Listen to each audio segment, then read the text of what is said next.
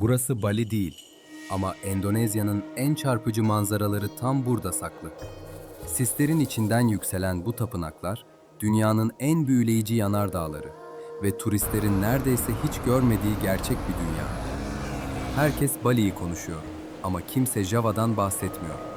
Oysa ülkenin kalbi, tarihi, kültürü hepsi burada atıyor. Bugün Bali'nin gölgesinde kalan ama Endonezya'nın gerçek yüzünü saklayan bu adayı birlikte keşfedeceğiz. Java adasına hoş geldiniz. Java, Endonezya'nın can damarı. 285 milyonluk bu ülkenin başkenti Jakarta'da bu adanın üzerinde bulunur. Endonezya'nın ekonomisi, siyaseti ve kültürel nabzı tam burada yer alır. Burası öyle sıradan bir ada değil. Volkanik patlamalarla şekillenmiş, doğudan batıya uzanan bir dağ zinciri üzerinde kurulmuş dev bir kara parçası. Ve gezegenin en çok nüfusuna sahip adası tam burasıdır. Java'da insanlar 3 farklı dil konuşur. Ama en yaygın konuşulan dil Java dilidir. Ve evet, adanın büyük bölümü Müslüman nüfustan oluşur. Ama farklı kültürler, farklı inançlar ve farklı kökenden insanlar aynı sokakları, aynı şehirleri, aynı hayatı paylaşır. Kısacası, turist broşürlerinde gördüğün o plajlar, palmiyeler, tatil dünyası var ya, işte onların arkasında kocaman bir gerçeklik var. Endonezya'nın hikayesi asıl burada yaşanıyor. Her gün milyonlarca insanın işe yetiştiği, trafikte saatler geçirdiği, pazarlarında, sokaklarında, tapınaklarında hayatın aktığı dev bir dünya burası. Şimdi sana bu adanın çoğu turistin görmediği yüzünü göstereceğim. Burası Borobudur. Dünyanın en büyük ve tek parça halinde ayakta duran Budist tapınağı. 8. ya da 9. yüzyılda inşa edildiği düşünülüyor ve yapımının tam 75 yıl sürdüğü tahmin ediliyor. Bu dev yapıyı oluşturmak için her biri yaklaşık 40 kilo olan tam 2 milyon taş blok kullanılmış. Yüzyıllar boyunca ormanın içinde kaybolmuştu. Ta ki 1814 yılında Sir Stamford Raffles burayı yeniden keşfedene kadar. İlk restorasyonu Hollandalılar yaptı. Sonra UNESCO devreye girdi. 25 milyon dolarlık destek ve 11 yıl süren büyük bir çalışmanın sonunda Borobudur 1991 yılında yeniden dünya mirasına kazandırıldı. Bugün buraya baktığınızda aslında tek bir tapınak değil, dev bir taş kitabesi görüyorsunuz. Binlerce taş oyması, yüzlerce Buda heykeli. Her biri zamanın içinden bir hikaye taşıyor. Ve sabah sisinin içinden yavaşça yükselen bu görüntü. Gerçekten büyüleyici. Turistlerin pek çoğu Java'yı pas geçtiği için burayı görmeden ülkeden ayrılıyor. Ama Endonezya'nın ruhu tam olarak burada başlıyor. Java'yı anlamanın yolu Borobudur'dan geçiyor. Burası Prambanan ya da bilinen eski adıyla Chandirara Jonggrang. 9. yüzyılda inşa edilen bu dev kompleks, Hindu inancındaki 3 büyük ilkeye, yaratıcı Brahma'ya, koruyucu Vishnu'ya ve yok edici Shiva'ya adanmış. Tapınak, Orta Java ile Yogyakarta sınırında, Yogyakarta'ya yaklaşık 17 kilometre uzaklıkta duruyor. Aslında burası Java'nın merkezinde yükselen dev bir anıt. Prambana'nın önemi sadece boyutundan gelmiyor. Burası Endonezya'nın en büyük Hindu tapınağı ve Güneydoğu Asya'daki en etkileyici tapınak komplekslerinden biri. Mimarisi Hint stilinin o sivri ve gökyüzüne uzanan çizgilerini taşıyor. Merkezdeki ana tapınak tam 47 metre yüksekliğe ulaşıyor. Yaklaştıkça taşların dili daha da açılıyor. Duvarların üzerinde mitolojik sahneler, tanrıların hikayeleri, krallık döneminden izler. Sanki 1000 yıl önce biri bütün bir destanı alıp taşa işlemiş gibi. Bugün Prambanan bir UNESCO Dünya Mirası alanı ve dünyanın dört bir yanından gelen insanlar tarafından ziyaret ediliyor. Ama bu taşların arasında dolaşırken kalabalığı unutup 1000 yıl önceki dünyanın nefesini hissediyorsun. Burası Tamansari. Yogyakarta Sultanlığı'nın eski su sarayı ve kraliyet bahçesi. Kraton'un 2 kilometre güneyinde 18. yüzyılda Sultan Hamengkubuwono Bişir için inşa edilmiş. Burası sadece bir bahçe değildi. Dinlenme yeri, meditasyon alanı, atölye, savunma noktası ve gerektiğinde gizli bir sığınaktı. Taman Sari adı da bunu anlatır. Taman, bahçe, Sari, güzel, çiçek. Yani çiçeklerle süslü güzel bahçe. Eskiden burada yapay göller, adalar, pavyonlar ve sualtı tünelleriyle bağlı büyük bir kompleks vardı. Göller artık yok, yerlerini mahalleler almış durumda. Bugün ayakta kalan en önemli bölüm, Umbul Pasiraman adlı kraliyet hamamları. Üç büyük havuz, yüksek duvarlar ve ortadaki kule. Efsanelere göre sultan buradan havuzdaki kadınları izlerdi. Kompleksin geri kalanında Kenongo Adası, gizli tüneller ve meditasyon odaları bulunuyordu. Bir kısmı sığınak, bir kısmı ise saklanma yeri olarak kullanılmış. 1812'deki İngiliz işgali ve 1867'deki büyük deprem Tamansari'yi neredeyse yok etti. Göller kurudu, pavyonlar yıkıldı ve zamanla yerleşimlerin arasında kayboldu. Bugün gördüğümüz kısım o dev yapının sadece küçük bir bölümü. Ama yine de Tamansari, Java'nın suyla, mimariyle ve efsanelerle örülü en etkileyici miraslarından biri olarak duruyor. Prambana'nın sadece 3 kilometre güneyinde, yüksek bir plato üzerinde sessizce duran bir yer var. Ratu Boko. Burası bir saray mıydı? Bir tapınak mıydı? Yoksa eski krallıkların gizli merkezi mi? Kimse tam olarak bilmiyor. Ama bu belirsizlik bile Ratu Boko'nun asıl büyüsünü oluşturuyor. Adı bile efsanelerden geliyor. Java halkı buraya Loro Jongrang masalındaki efsanevi kral Ratu Boko'nun adını vermiş. Java dilinde anlamı ise Leylek Kral. Ratu Boko diğer tapınaklardan çok farklıdır. Burayı özel yapan şey dev kuleler değil, yükseltilmiş teraslar, taş duvarlar, geniş avlular ve gökyüzüyle kurduğu o inanılmaz ilişki. Kompleks 16 hektarlık dev bir alana yayılıyor. Girişteki büyük taş kapılar, ardından gelen avlular, küçük tapınak kalıntıları, su havuzları, kadınlar bölümü, meditasyon mağaraları. Hepsi buranın bir zamanlar sadece ibadet değil, bir yaşam alanı olduğunu gösteriyor. Kazılar, buranın büyük ihtimalle Shailendra ya da Mataram Krallığı'na ait bir saray kompleksi olduğunu söylüyor. Yani Ratu Boko, hem bir yönetim merkezi hem de törenlerin yapıldığı kutsal bir alan olabilir. Ama burada dikkatinizi en çok çeken şey, taşların değil, boşlukların hikaye anlatmasıdır.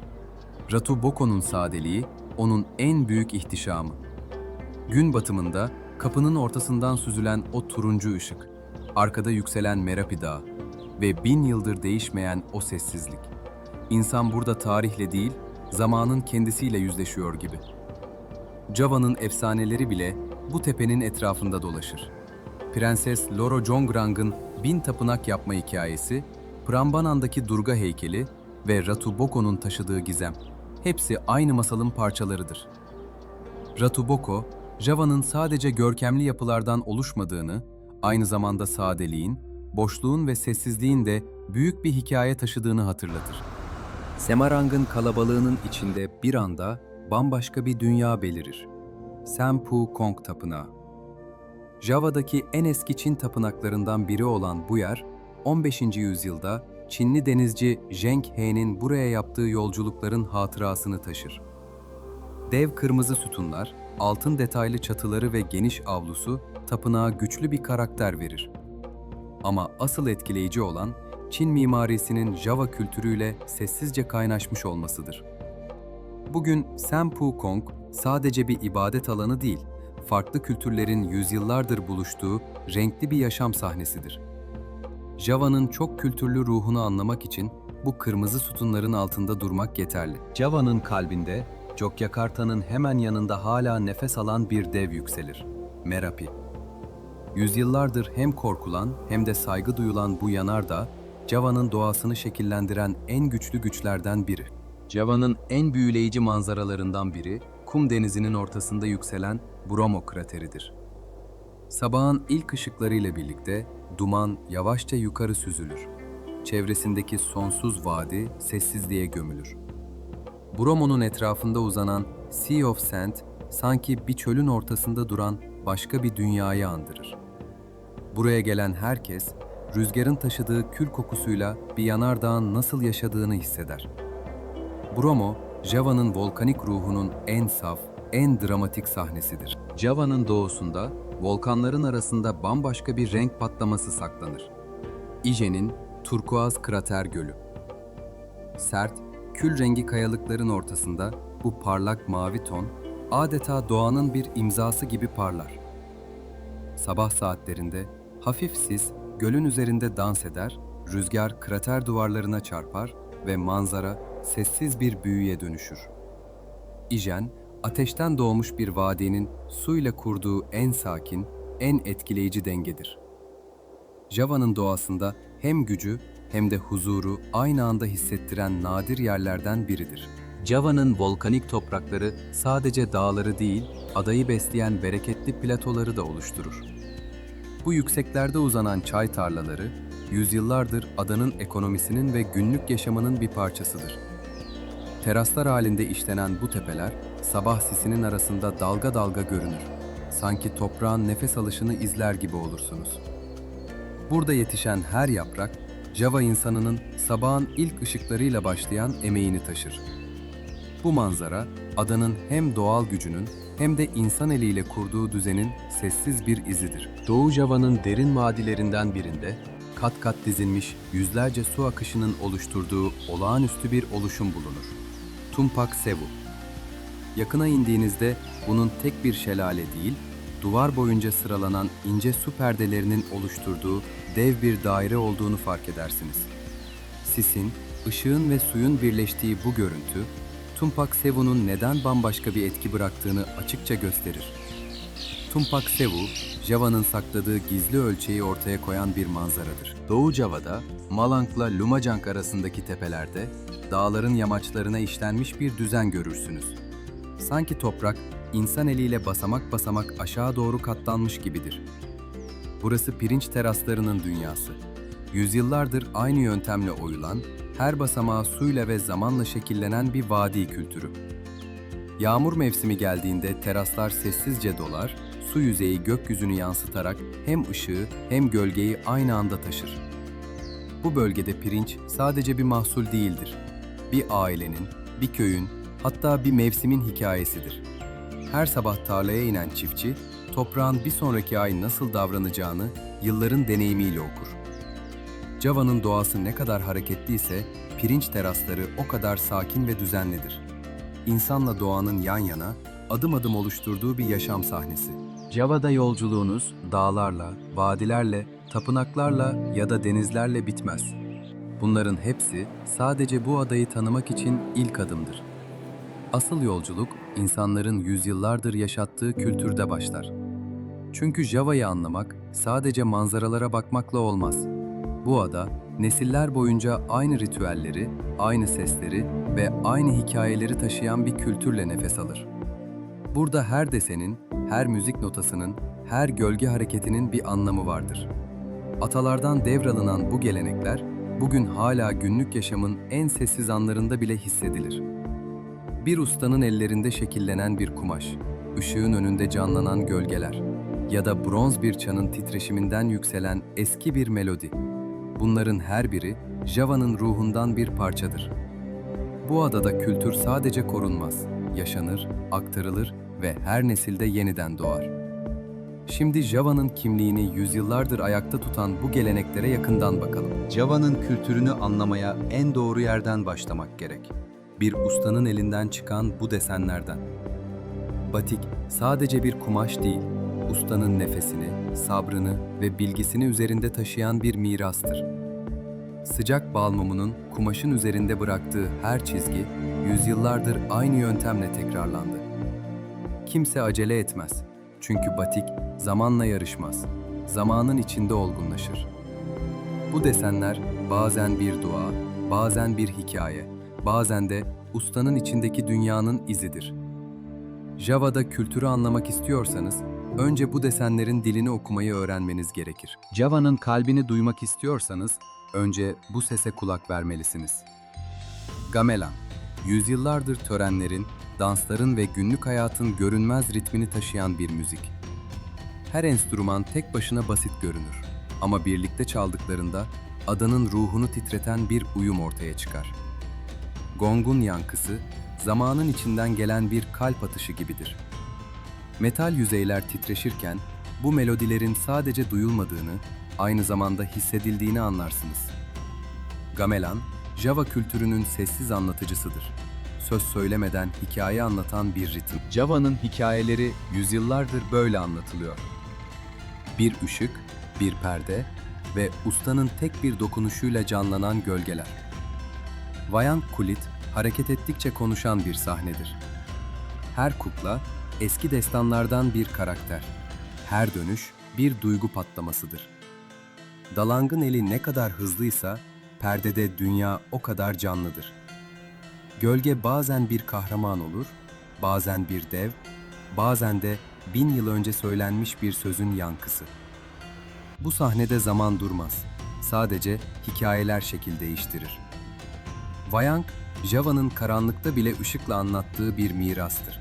Java'nın kültürü bazen kelimelerle değil, sessiz bir maskenin bakışıyla anlatılır. Topeng dansı, yüzyıllardır yüzler değişse de anlamı değişmeyen bir sahnedir. Her maske bir karakterdir, her hareket bir hikayedir.